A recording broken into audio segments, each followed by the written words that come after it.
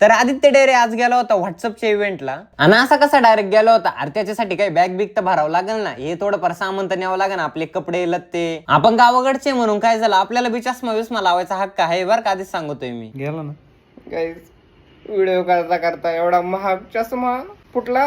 जाऊ द्या, झालंय वाटोळ. आपल्या नशिबात काय आहे का नाही काय तेच कळत नाही बाबा. जाऊ द्या, चष्मा फुटला ना चालम, पण आता शेतकऱ्याचे पोर घालून जाणारे व्हॉट्सअपच्या इव्हेंटला डायरेक्ट बुट. जाता जाता मी एका मंदिरात थांबलो होतो बरं का, तिथं आजी होत्या, मला वाटतं त्या बी गावाकडच्या होत्या. मस्तपैकी मला पाहून त्यांनी ना भंडारा लावला कपाळाला. त्याच्यानंतर आपले फॅन बिन भेटले. प्रतीक दादा आपल्याला घ्यायला आलते, कारण त्यांच्या स्टुडिओच आपल्याला राहायचं होतं बरं का रात्री. मग काय रात्रभर थांबलो, त्यांचे मस्तपैकी सेंट बिंट होते ते पहिले मारून घेतले आणि थोडीशी फॅशन डिझायनिंग पण आपण केली बरं का. आणि व्हॉट्सअपच्या इव्हेंटला जायचं कशावर, चपलीवर.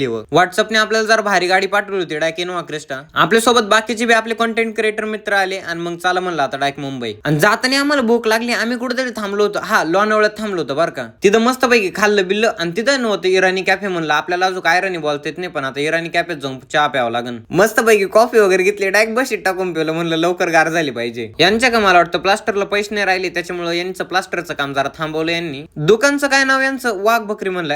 दुसऱ्या दुकानचं नाव काय होतं, कोको कार्ट. म्हणलं हे कार्टे आमचे कार्टे पा म्हणलं कसे. सुका पाटील पा म्हणलं कस काय, डायरेक्ट 35 भाकरी खायचा. मग काय गेल्याच्या नंतर पोहोचलो तिथं व्हॉट्सअपच्या इव्हेंटला. हे पाबो तिकडं होती वाघ बकरी, इथं डायरेक्ट आता वाघ आपल्याला बसलेले दिसले.